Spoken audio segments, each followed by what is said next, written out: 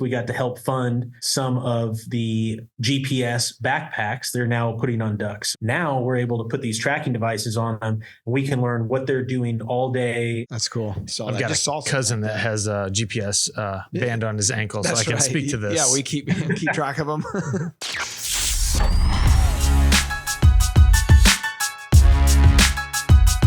What's up, everybody? Welcome back to the Drury Outdoors 100% Wild Podcast, brought to you by DeerCast. I am Tim Chelsvik. I'm Matt Drury. Oh, man. Before we get going too far, we got a special guest today, but it's Tim's birthday. He's 45. He's still swinging around in that saddle for all those people in the rack pack that like to make fun of him. 45 years young. You know, when people start describing you as X years young, that's you're one old. thing you ain't. Yeah, you're old. Okay. Or when people get concerned when you fall instead of laugh. I will say your beard's pretty gray. So a lot of salt and pepper in there. Next week, I'm dyeing it all black, a.k.a. Hulk Hogan. Okay. Jet black. All right. So let's jump right into the episode here, Timmy. We got JP Morris from Bass Pro Shops. How are you, buddy? Hey, I'm doing great. Thanks, Tim. Thanks, Matt. It's great to see you guys. Yeah, appreciate you jumping on. Like, I was texting with you. We tried connecting a couple weeks back and it didn't work out during the deer season because you had a really cool hunt that I wanted to share with the audience. But then you're always doing cool stuff, like following you on Instagram. It's a good follow because you're doing all the stuff outdoors, like you're living the life, but you're really good at everything you do, which is annoying to me that you're such a great bow shot for elk and you're a great bow shot for deer and you're traditional bow shot and you're turkey hunting and you're duck hunting. Okay, we get it. You're an outdoorsman. It's a little much. All right, JP. All right. Dial it back a little bit. You're making us feel bad. Well, sorry, but hey, you know what? If you can get out there and do it, I've been very blessed to get out there and do it. And so I absolutely just love the outdoors. It doesn't matter if it's hunting, fishing, bow hunting, duck hunting. I just want to be out there doing it. So I feel like I connect with our customers and, through that. You are the customer. I mean, that's exactly right. Like I think that's the fun part because I can't speak for any of the other outdoor organizations out there, box stores or whatever, but like you guys, you and your dad are living the lifestyle every single day. So you're testing out the products, you're seeing what works and what doesn't, you really have your pulse on the consumer. So, I mean, I think it makes a difference. And you can see that when you go into the stores, when you go into a Bass Pro Shop or a Cabela store, like you see the difference. And I think it's fun to follow along and watch where you guys are at and what you're up to. Well, thanks. All right. So let's dive in first to the whitetail side. You had I think you had kind of a slower start to the season than you typically do. Maybe. I mean, I know like Mark and Terry, it was tough for a lot of people, EHD, warm weather, all those things, but you finished it up in a really cool way. You were after a really unique buck with your traditional bow in hand. And give us a few of the details of what led up the storyline. It's a deer you knew, and he was really unique, pretty cool looking buck in general. Well, thank you. Yeah, every year at the farm, I'm lucky we got a good place to go hunt. We put a lot of effort in working hard on habitat and setting it up, always trying to get, just like Mark does, always trying to make a little bit of a deadlier trap, figuring out a better way, a smarter way to hunt deer. And, I had a slow start to the season. It was really dry. Big drought in our part of Missouri. We saw some EHD, found some dead bucks, not uncommon. And the deer that I was actually after, my number one target, I think he had EHD at the end of the summer. You could see all of his ribs. He was in really poor shape. And I stayed after that deer really hard until about early December, and he shed really early. And so once I stopped getting pictures of him and started seeing this old shed buck show up on camera, I thought, time to mix it up. I'm gonna go after a different buck. And I've always loved traditional archery of any kind. And as you know, Tim, I'm a big bow fisherman. I know you are too. Mm-hmm. And so I shoot all my bow fishing instinctive. And there's a little company just down the road from us here in Springfield. It's in Nixa, Missouri, called Black Widow. Yes. And they make recurves and longbows. And there's 3 gentlemen that own it together, and they're super great guys. And when I was first getting into traditional archery, I didn't know anything about it. And I went down there, met with him one day, and he said, "Here's my bow. Go shoot it. See what you like, what you don't like." And I got the bug because it's really hard. Like, it's tough. But the benefit of it is it opens up your target list quite a bit because it's so difficult to get a shot that any nice mature buck with a recurve is really an achievement and an accomplishment, especially late in the season. Yeah. I don't think I need any more challenges. So. Right. We don't need to have a hand tied behind your back here during deer season. But yeah, so we had this one buck that I was really passionate about going after. We've been watching him. This is the third fall in a row we've been seeing him, and really unique deer, small frame, but super bladed out, really massive buck. And so he was right up there at the top of my list. There happened to be a couple other mature bucks in the same area. And so I kind of set my sights out on late season harvesting one with a recurve. So I think I have this right, but that was the hunt where you were sitting in kind of a designed pinch point, right? Like take us through your food plot architecture and kind of how you go about it, because sitting a tree stand late season, like that's, I don't typically think of a food plot, structure in that degree, but he was walking from one area to like food to bed, right? So you were catching him going in between. Yeah, exactly. So this is a spot we've hunted for a long time. And over the years, I've gotten smarter about the way we hunt it or learned how the deer use it to be more effective, get busted less often. And, you're waiting for the last deer out of 20 to 30 deer sometimes, to get a shot at that mature buck. And so there's a lot of bedding to the south. We cross a creek, and then we have about a 3-acre clover flot. And then we have a 12-acre, this year it was beans, up on the hill just behind that. And so historically, we've noticed a ton deer filter out, cross the creek, come in the green, they meal around, feed around for a while, and then they'd make their way out to the row crop field. And there was an old fence line there and a little small road that connected between the two plots. And deer would often walk the road, but the fence had fallen down. It was just a regular barbed wire fence, for cattle from a long time ago. And deer would jump it and get downwind of you. And so this past shed season, we actually went and put in about 400 yards of 5-foot tall barbed wire fence and redid that section just to try and pinch the deer through a couple of great openings that were advantageous for my wind. And so it was really cool. That was honestly the first hunt that I had set in that spot. And to have the deer work right through there, kind of how you would envision 15, 20 yards right by you without winding you and go on out to feed, was kind of a affirmation that it was a good plan. So with the traditional, archery, what's your effective range? I know it's different for everybody. What's an effective 20 and in, 30 and, probably 20 and in, or what's effective for you? I feel like I'm really, really good at 10 yards. At 15, I feel confident I'll give them every time. 20, I'm shooting in a pie plate, and I try not to shoot past 20. Yeah. I mean, the deer move fast, and my shooting really falls apart in a hurry. I mean, I consistently shoot my compound at 80 and 100 yards practicing, and if I go to 30 yards with the recurve, I might miss the whole target. So, yeah. So what kind of speed do you get out of what's the poundage that you would pull with traditional? Like, I don't really know a ton about it. I remember a long time ago, Grant Woods was shooting one. We were at a place called Blackbird Ranch or Blackbird Lodge or something. And he had us shoot it. And I was amazed at how difficult it was at 5 yards. I'm like, man, Grant's really good at this.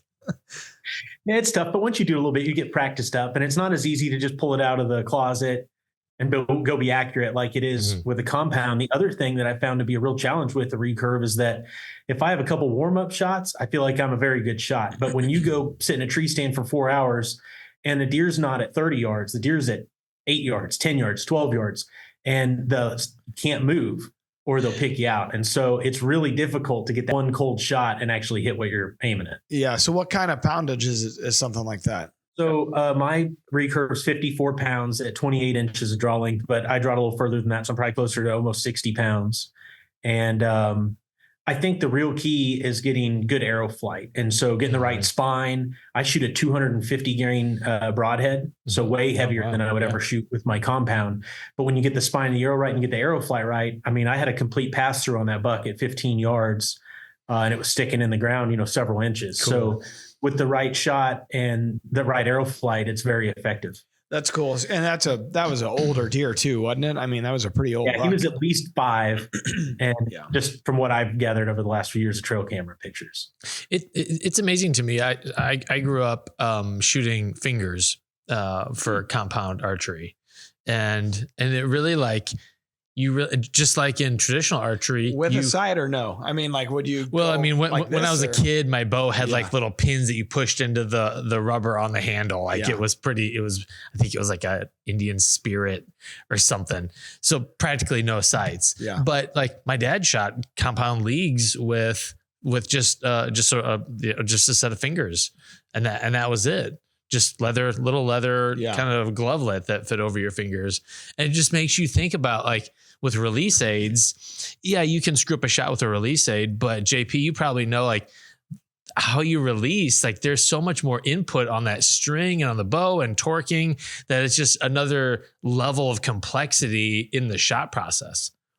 It is. It makes it tougher, much more inconsistent. But you touched on something there, and I'm glad you did, because it jogged my memory on, one of the things that I love about hunting with traditional archery, and probably one of the things that really drew me to it once I started, is that you don't need all this stuff. And it may sound weird me saying that as coming from Bass Pro Shops, a big outdoor retailer, right? But This you don't just need a in. rangefinder.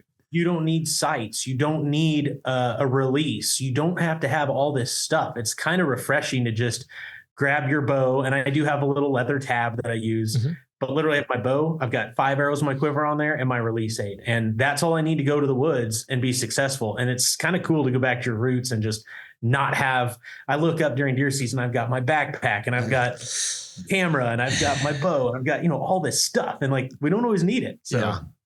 Yeah, that's cool to kind of go back to your roots and just do it like, it's just Acoustic. It's refreshing too, because even like hunting in the tree stand in the late season, and I don't know, it just, sometimes I miss those days because we're hunting in a box blind, the gear that, especially when you're filming like we do, the amount of camera gear and all the gear in general, like it's just a lot of times you're like, Jesus, feels like overkill. This is a lot, hunting versus how we hunt, it's totally two different things. And what you're talking about is the experience that probably everybody fell in love with when they started, right? Like going back that kind of to your roots, so I mean, I've got 100 tree stands around the farm, right? I mean, I got tree stands all over the place. I've been hunting the same farm since I was a little kid. I got my first buck there when I was 9.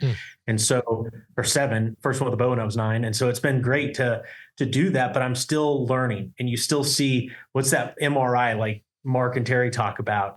And it's really fun. I mean, I'm not so particular, Mark's like very much down to a science, and we're only going in at time, and we're going to sit in a box blind, and we're not going to let them wind us. And I certainly am a big proponent of getting the wind right, but there's something refreshing, just like hang and hunt. I know he was there yesterday. Yeah. See if that is up again tonight. And it's just fun. You get that extra reward from putting in the work last minute to make it happen. No doubt. Tim, That's cool. See, you just need to start hunting traditional archery. Like if you're not going to kill anything all year, you might as well do it with style. Another like an excuse to it. The right way. The bow. Yeah, the right way, the wrong way. I was doing it the hard way. All right? That's why I didn't kill anything. If only. Awesome. I need more excuses. Well, to fast forward a little bit, just a few days ago, I was seeing on your Instagram stories, you guys, obviously you do a ton of waterfowl stuff. I would imagine that's another huge passion for you, just based on following along. It seems like you really dive into that part of the season. What were you guys up to here just recently? It looked like you were banding some ducks and sending them on their way. Like what, kind of take us through that. That's a foreign topic to me altogether. Waterfowl. Yeah. So would love to hear more about it. Well, I'm lucky to get to grow up being exposed to all different aspects of the outdoors. And, waterfowl is definitely, especially duck hunting, is a really big passion of mine. It's probably the most fun, or it is the most fun of the different habitat projects that we work on. It's cool doing a new food plot. We talked about how I changed that up to be successful this late season with some fence and the food plot combination. But, I'm taking the same deer that are there 300 yards away and maybe impacting how they move or use the landscape.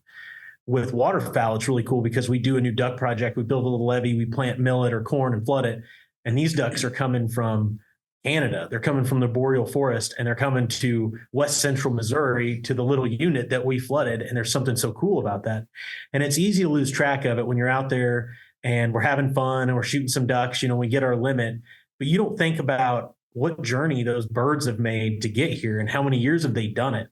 And I've been duck hunting for a long time, since I was 7, and I've been lucky to harvest 4 banded ducks in all those years.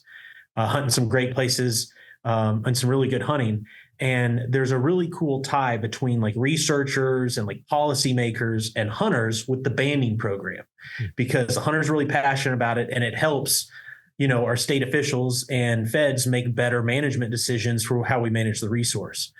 So I've always wanted to like do something. I've been enamored with the banding process. And last year we got the opportunity to kick it off, partnership between Missouri Department of Conservation, Arkansas Fish and Game, and the University of Arkansas Monticello. There's a doctor there named Doug Osborne. And this guy is Dr. Duck. I mean, he dives into and researches the most in-depth aspects of, their behavior and their reproduction and how the resource is doing. And it was really cool to get partnered up with him, because we got to help fund some of the GPS backpacks they're now putting on ducks. So in the past, it was a leg band, and you got 2 pieces of data: where the duck was banded and where it was harvested. And that was it. So it was up to researchers to guess what did it do in all the time in between those 2 points of data. Now we're able to put these tracking devices on them, and we can learn what they're doing all day, every day of the year on their journey back up north and then back down, the flyways where hunters are targeting them. So it's allowing researchers to learn more and more all the time about how they use different types of habitat. It's like us being able to use trail cameras for deer and be able to track an individual, because you can't look at a bunch of ducks and say, that's the same greenhead from yesterday. They don't look the same. Yeah. And so it's a really cool glimpse into kind of like a daily life of waterfowl, or even what they do in the course of a year. So not only did we get to participate in the banding, which was awesome, dream come true of mine since I was a little kid, no matter where it happened, but we actually got to do it on our own farm. That's cool. And so it's going to be so cool. I can't wait to see some of the data. And even this year, we got to band a really small number of birds last year. I think they were like 25 hens that we banded and put tracking devices on. And actually this year, before I got data from the biologist, a friend of mine saw on Facebook, he's like, hey, look, this guy harvested one of the ducks that you banded. And sure enough, in Southeast Oklahoma, here's the guy holding up as his first banded duck. And it was a hen that we had tagged the year before. And I've actually got a picture of me on Instagram holding the exact hen. Wow.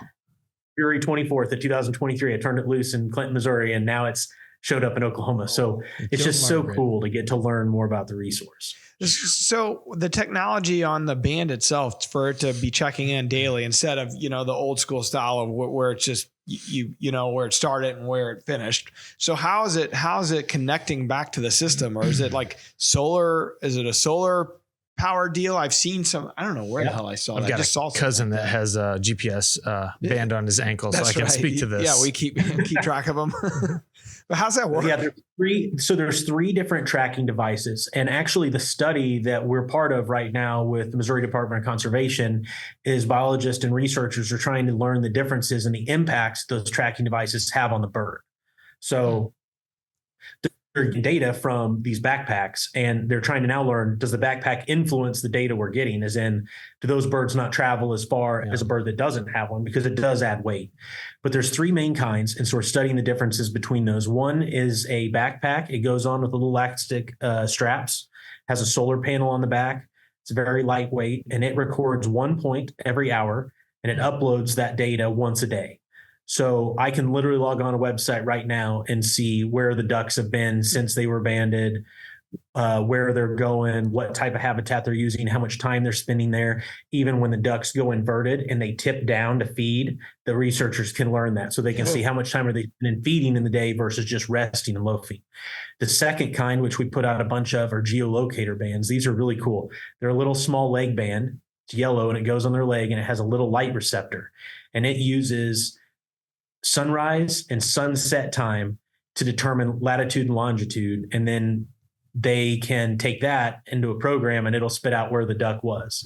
The downside to those, the limitation is that we're required to have a hunter harvest the bird and then send that back to researchers to be able to download the data off of. Less impact on the bird, cheaper to deploy, but harder to get data out of. And then the third one, which is pretty unique, that we're studying now, are surgically implanted tracking devices. So we actually had 9 hens this year that we had a certified vet from the Missouri Department of Conservation come and implanted this surgical tracker. And they're finding that has almost zero impact on the bird. They travel further than the other ones. They're making longer flights. So they're just testing and learning more all the time on what's the best way to learn this data. Huh. It's crazy to me. Something that we probably, we obviously been hunting forever, but just now we're kind of really getting to understand how they work. And you think you knew how something works, but like the technology's finally caught up and allowed you to go that much further with it and study it. It's pretty cool. I'm sure a researcher's dream come true. Well, and even for duck hunters, and it helps tie us together, which I think is what's great about it. And there's a lot of ties and kind of commonality between what we've been facing with the wild turkey population the last few years and with waterfowl. So you've seen hunters start to notice maybe a dip in success, or they're not seeing the flock size that they used to. And they're starting to say, hey, what's going on? What can we do to help the resource? Do we need to be a little stricter on our harvest of some of these resources for a limited time so they have a chance to bounce back? And now you're seeing that same kind of theme with some waterfowlers where, 2019, I think there were 10 million mallards in the population that they estimated. And this year, I think it was 6.5. So wow. When you have dry times, you see a dip in waterfowl populations. That's normal. But what's cool is we're using this data to help make these guided decisions on what our harvest objectives need to be. And the cool thing is, like you said, with technology, now we're able to learn more than we ever have and use it on turkeys, use it on ducks, use it on, at some point, even deer. And I know some people are doing some studies there, but, as a hunter, it's always so cool to just learn more about, like, what are they doing? Mm-hmm. We get this little glimpse into their daily lives through a trail camera picture or something else, but we really don't know all that much. So it's fun stuff. JP, I know some of the original bands, like they have rewards associated with them when a hunter turns them into the service. Is that the case with some of this GPS technology too? The reason that they use reward bands is whenever they change how you report bands.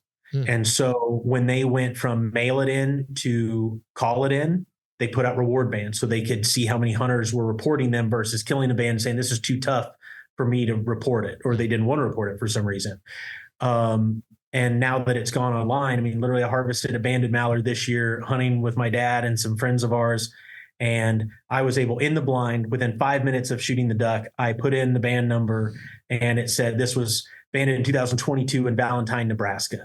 And it's so cool that quickly now I can turn in the band, researchers get the data, and I get that cool tie to that bird of where was it banded, what has it been through in its life. Yeah.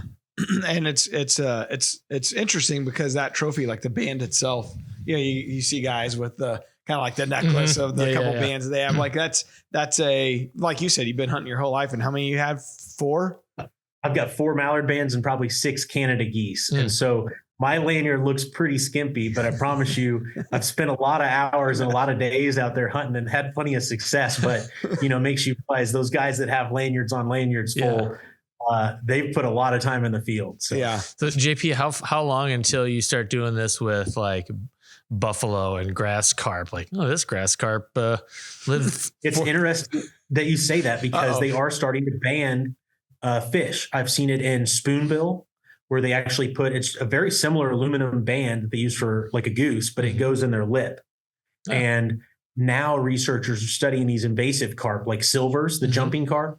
And I've now seen people I follow on social media in places like the Ohio River and in Kentucky killing silvers that have bands. Really? And when they report them, it's amazing the journeys that some of these fish are taking. I mean, they're going through several big lock-in dams that would not be easy to get through. And they have that will to run up river and spawn. And so you researchers are using it for fish too. So it's pretty neat. It's pretty I'll cool. keep my eye open then this spring. We start shooting fish and wonder why one of them has a lip ring. they're being trapped. He's not punk rock. Okay? Right, no. He didn't fall in the tackle box. Weird. So is that what's up next for you? I mean, is that that style, the bow fishing, is that the very next thing you kind of dive into outdoors, or what's next? Yeah. This is the time of year we get past deer season, we get past waterfowl season. I start looking forward to going shed hunting on those nice warm days. And bow fishing, whenever we get some warm weather. We still have a little snow on the ground here in Springfield, so that's holding me off. But here real soon, I'll be itching to get out on the water. Got a me and my wife have a little baby boy coming the 1st of April. So congrats. I think that slow me down a little bit come season, but still passionate, try to find some ways to get out in the woods. And I've come up with one good way to get out of the house afterward. And that's if I bring home royal mushrooms for the wife, I might get a pass. And you're lucky because he chose wisely. His wife loves the outdoors. His wife is like a dead eye on her own. Like she's diehard, and it really wasn't something she did much of before, was it? No, not at all. It's funny. I actually met her through Tim Wells, Wild Man. You guys have had him on your show before. That's actually Kelly's uncle. So Sydney kind of helped set us up. And so she has family that hunts a lot. And really, I got to start helping her in the early days of her hunting journey. You know, I was with her when she got her first deer with a bow. That's cool. Like 2 nights after she got her first buck with a bow. And I'm telling you what, she's determined. This year she's been after the same 12 point for 2 years in a row now in Missouri. And this year we were seeing him. Rifle season rolled around. I was like, hey, nobody judge you. You're pregnant. You know, you're not getting around as good. You want to blast him? She said, no way. I'm sticking with my bow. Awesome. And, I like her. We had a really close encounter. I was sitting with her and he came in and was on alert and just ducked her. And she went barely over his back at 32 yards. And I'll tell you what, she was mad for a night. And then she's like, I'm ready to get back after him. And she hunted her butt off all the way through the end of the year. That polar vortex, this terrible cold. I'm proud of her. That's awesome. That's cool. That's a trophy wife. Yeah, there you go. That's like that's the pinnacle of what everybody's hoping that. Well, I shouldn't say everybody, because some guys are like, no, I'd rather keep church and like separate this, like church and state. Never the two shall meet. That's right. So we briefly touched on it, or you briefly touched on some turkey regulations, and of course, Bass Pro and you guys have a great relationship with the Department of Conservation here in Missouri, and I just want to know kind of your first take when you saw the regulations come through on the all-day turkey hunting, and then the changes they made to the fall season. What were your thoughts? Well, I'll start it off with saying we have a great relationship with Missouri Department of Conservation, and we're lucky as a state to have great funding. That means the state has ample resources to poll people and do surveys, and they take their time to make decisions. They don't always, in everybody's opinion, make the right decision, but they're trying to do right for the group that enjoys turkey hunting. I was kind of surprised to see the all-day turkey hunt happen, just because I think hunters are saying, hey, the resource is down. Maybe should we limit harvest? Should we look at regulations? Do we need to make a change? Kansas just went to a draw for wild turkeys for non-residents. So there's a lot of changes on landscape, and I was surprised to see us go all day. Granted, it's only on private land. Yeah. But, I'm all for giving as many opportunities as we can for hunters and anglers, people to get outdoors and in the woods, right? Time's short these days. People have a lot of things pulling them in different directions. So, when it came to crossbows years ago, I'm all in favor of ways that allow more people to get in the woods. Yeah. But I just thought I was a little surprised in the direction, being is that most of the interest and concern I've been hearing is about numbers. Yeah, that's where I was at on it. And I haven't talked to Mark and Terry about it, but I reached out to the folks over there at the MDC, and Jason Summers is supposed to hop on. We've had a scheduling conflict, but I look forward to them taking us through, because I know they have some sort of science-based reasoning and surveys and that type of thing of why they made the decision. So I'm just interested in hearing more about it, because, I've seen, some areas in North Missouri rebound a little bit, but in general, people that are really getting aggressive and predator hunting and, getting rid of those nest predation and all that type of stuff. So, I've seen some areas bounce back. Of course, I've got a lease that's been really good and the population's strong. So I'm seeing some of the bounce back, but I'm just curious, like you, I mean, in general, you hear more people saying the population's down and the experience isn't as good as it used to be, but maybe that was the heyday and it's never going to be quite as good as what it was in the late 90s, or, I don't know. So curious to have those guys on and dive into it and teach us a little bit of what the reasoning was, because I'm sure they took a lot of shit for it. I can only imagine.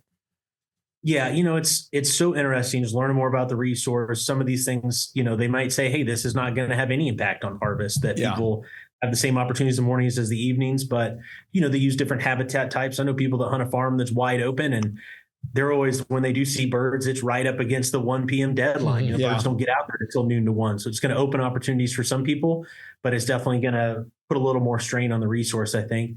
And I'm not really familiar with the fall changes. What did they change on the fall? In the fall, I believe you used to automatically, when you'd buy your deer tag, you'd automatically get a turkey tag with it. I think that went away. I don't remember what else. Tim, do you recall what else there was? I feel like there was something else that changed. No, not the amount of birds. Wasn't it the amount of birds that you could take in the fall? I thought that got reduced. Yeah, I need to go through right it. Right now, I think, we could take, if you played your cards right, between 2 in the spring, 2 with the shotgun in the fall, and 2 with the bow in the fall. So, 6 turkeys a year is a lot of turkeys, but I think statistically the number of people that harvested more than probably 1 in the fall is a super, super low percentage of harvest. But it's good the state's taking steps. You brought up predator management. I know that's been the single biggest change I've seen at our farms.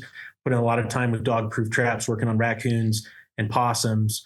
And almost immediately when we started doing that in the spring, thanks to the new regulations from MDC, we can trap later in the spring, and that's made a huge impact. We're seeing bigger flocks of poults than I ever remember seeing growing up. So hopefully things are rebounding. Yep. I also wonder if there's kind of a self-limiting factor to this, because I don't think I have the energy to hunt all day, just because turkey season is such a grind. Like, people will still be strategic, maybe even spend the same amount of time in the field, just allocate it a little differently. Well, what I often think about is, you mentioned the 1 o'clock deadline. Like, a lot of times there was a bird that you're working right at 1 and you're up against the clock. And for those of us that actually abide by all the rules and regulations, like, that was a deadline, right? And so you're looking at your phone the whole time going, oh geez, you better hurry. That's right. So there's that element, but I just foresee a lot of people maybe taking a mid-morning break or a mid-afternoon break, and you're kind of catching them in that pattern where you're catching them going back to roost or something like that. I mean, I know, there's plenty of other states that have all day hunting.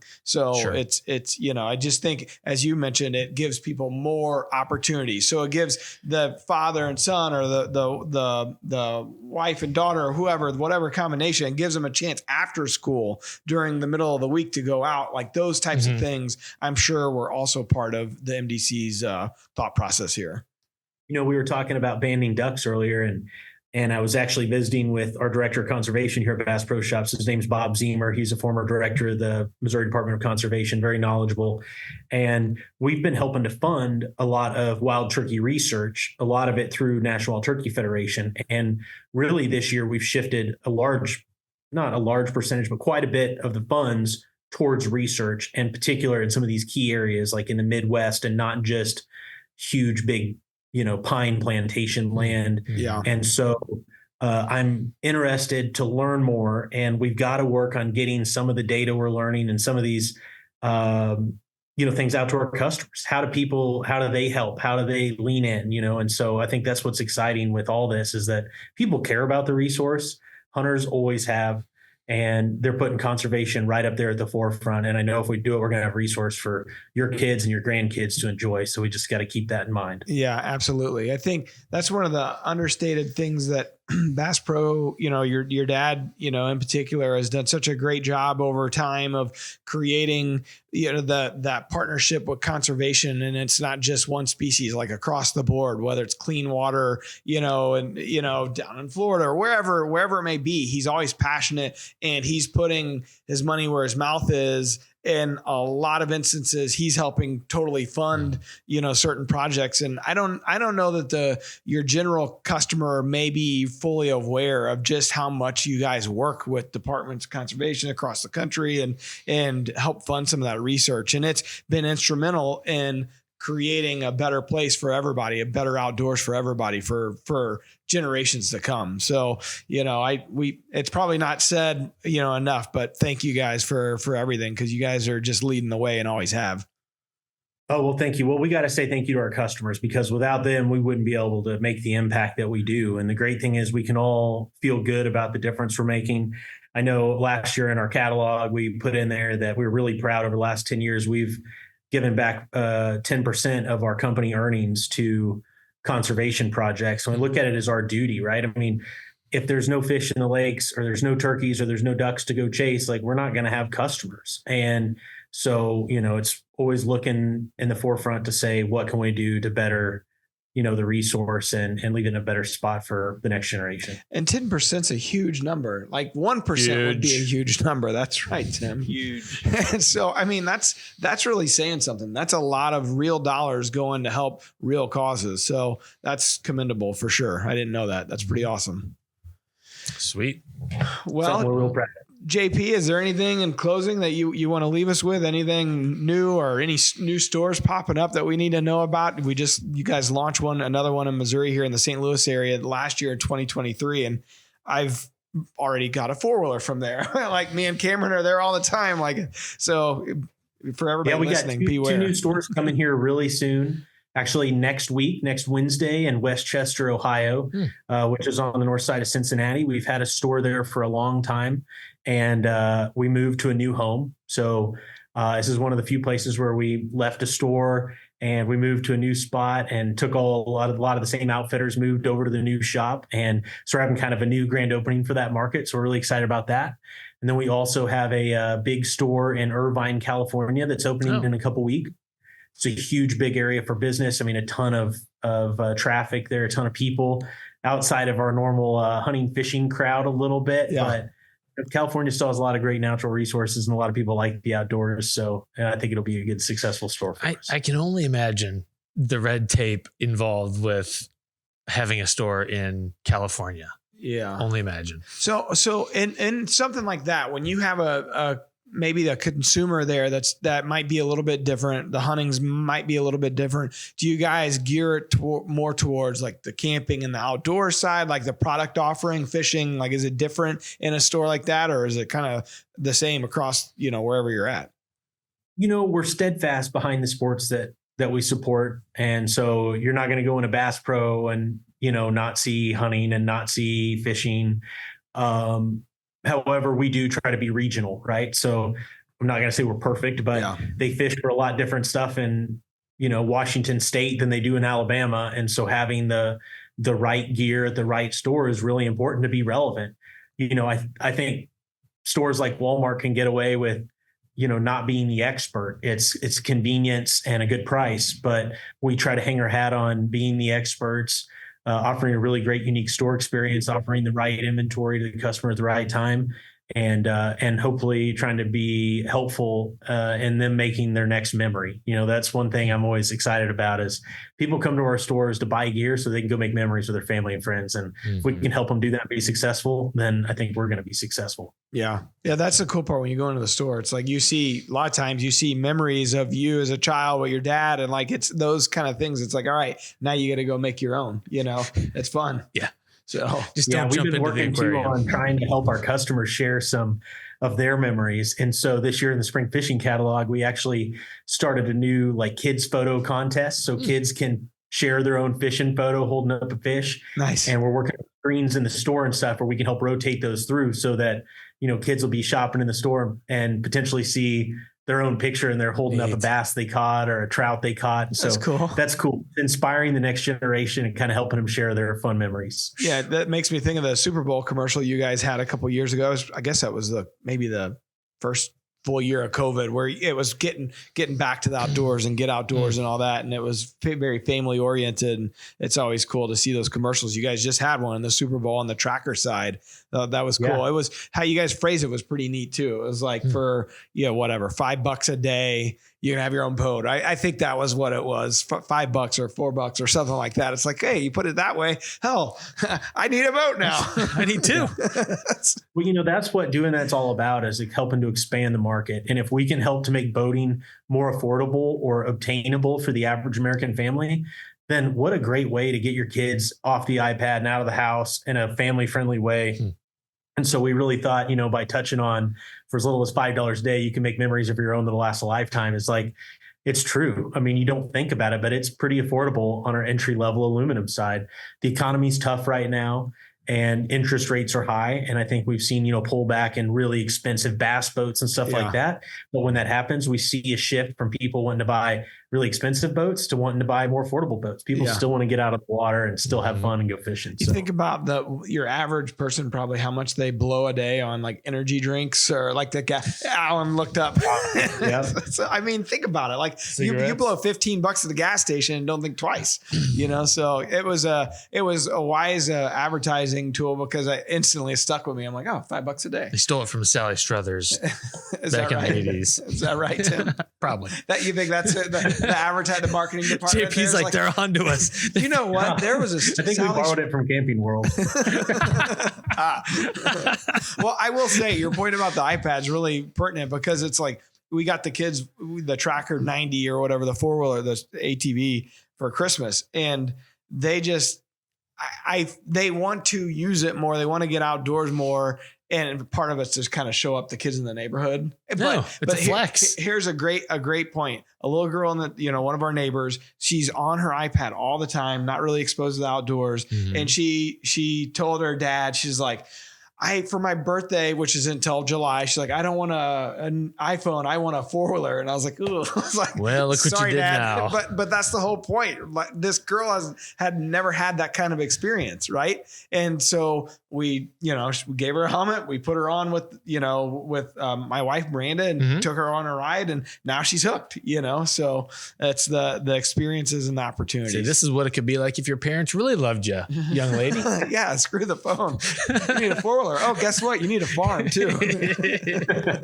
Really suck them into debt. Way to go. He's a bunch of bad ideas. Well, I mean, unless you got any other wise knowledge to, depart with here, JP, I think we've had a pretty good episode. No, it's been great. Thank you guys for having me on. Thank you for helping to spread the word about conservation, what's going on in the hunting industry. We think the world of the whole Juries group. You guys, salt of the earth, bunch of great people. Always enjoy spending time with you and appreciate our partnership a lot. So thanks for having me on and look forward to hopefully getting out in the woods with you before too long. That's right. We appreciate you guys. Thank you. Tell your dad water, Tim. We can go shoot some fish. That's right. You guys go shoot for fish. You and we should just go turkey hunting. I want to take you bow fishing. I would love to. You'll be like, it stinks too bad. I'd rather go with all three of us are going bow fishing. Okay, good. I'd rather go with him than you. I'm sorry, but you don't really kill a lot of stuff. Well, we kill some fish. I can kill some fish. If I wanted to do that, all I got to do is go hunting with myself. You bring your own garbage can though. Okay. Sounds good. Well, it's a deal then. We're doing it. Right. We're going to hold you to it. All right, JP. Well, we appreciate your time. You guys have a great afternoon. Yeah, you too, man. Talk to you soon. All right. Thank you. All right. Another episode in the books, Timmy. Imagine that. All 366. Right. I don't know what the next episode will be. I do, but I'm not telling you. Oh. All right. Wow. Till next 367. No, that's a cliffhanger, Tim. Oh, okay. Sorry. All right. Till next time. Peace out. DeerCast is now supercharged with maps. Get ahead of your game with killer new features like live Doppler radar, wind check out to 5 days, virtual rain gauges, GPS path tracking, and more. Plus, get our 14-day revolutionary DeerCast prediction and access to DeerCast Track. Prep, predict, and pursue with DeerCast. We're adding new videos every week, so make sure to click that subscribe button and check out all of our amazing content. This episode of DoD TV is brought to you by DeerCast. Prep, predict, and pursue your target buck.